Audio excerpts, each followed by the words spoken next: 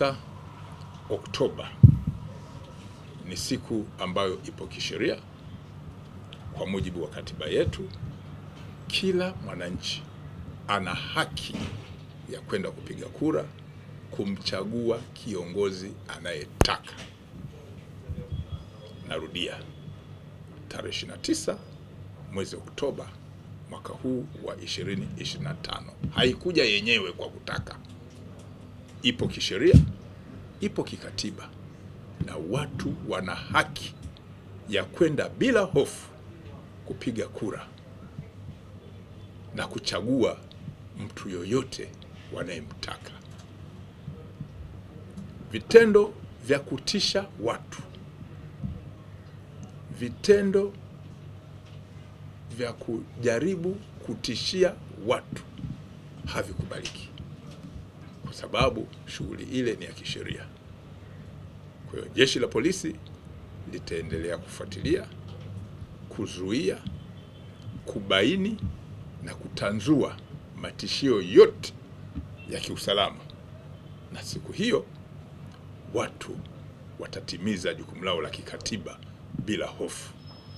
Tunaomba wananchi wema waendelee kutoa taarifa mbalimbali, na jeshi halitatoa siri, ili watu wote ambao wanajihusisha na vitendo vya kihalifu waweze kushughulikiwa kwa mujibu wa sheria, ikiwa ni pamoja na kuwafikishwa kwenye mamlaka zingine za kisheria kama ofisi ya mashtaka pamoja na mahakama za kisheria za Tanzania. Kazi kubwa ya jeshi la polisi kwa mujibu wa sheria ya jeshi la polisi na polisi wasaidizi ni kuzuia vitendo vya kihalifu. Narudia, kazi kubwa ya jeshi la polisi kwa mujibu wa sheria iliyolianzisha jeshi hili la polisi pamoja na polisi wasaidizi ni kuzuia vitendo vya kihalifu. Na kwa ujumla, hali ya jiji la Dar es Salaam imeendelea kuwa salama. Hata hivyo, kumekuwa na ufuatiliaji mbalimbali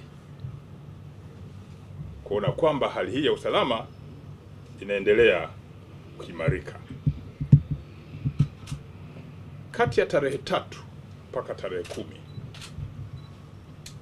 mwezi huu wa Oktoba, jeshi la polisi limefanikiwa kuwakamata watuhumiwa 4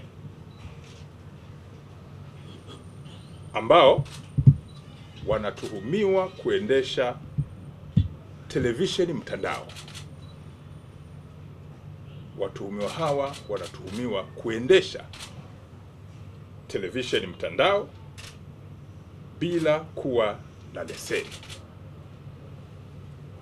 Kama mnashuhudia, sheria imeruhusu kuwepo na vyombo vya habari, lakini kwa kufuata misingi ya kisheria ya jinsi ya kuendesha vyombo hivyo. Kwa hiyo waliokamatwa ni pamoja na mtu aliyefahamika kwa jina la Japhet Alex Tobias. Huyo ni mkazi wa Sabasaba Ukonga. Amekamatwa pia mtu aliyefahamika kwa jina la Joseph Agostino Mabwe. Huyu ni mkazi naye wa Sabasaba Ukonga. Hawa wanadaiwa kumiliki TV ambayo imefahamika kwa jina la Wisport. Mtu mwingine wa 3 aliyokamatwa ni Tegemeo Zakaria Mwenegoha. Huyu ni mkazi wa Tabata Ilala, ambaye anatuhumiwa kumiliki kitu kinachoitwa TV Media 2.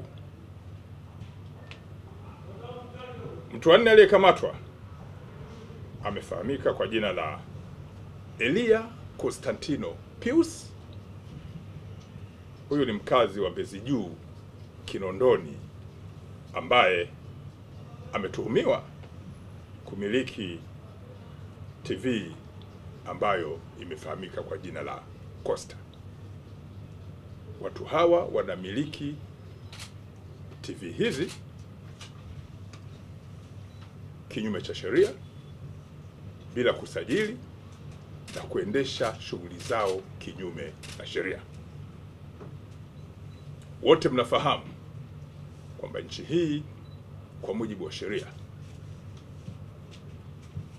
inafanya shughuli zake kwa kufuata misingi ya kisheria. Kwa hiyo shughuli zozote ambazo zinafanyika kinyume cha sheria ni makosa, na kwa sababu hiyo wamehojiwa, wamekamatwa na watafikishwa mahakamani haraka iwezekanavyo, kwa sababu upelelezi umekamilika. Umefuatilia mara kadhaa, jambo la kwanza zinapopatikana tuhuma ni kupeleleza.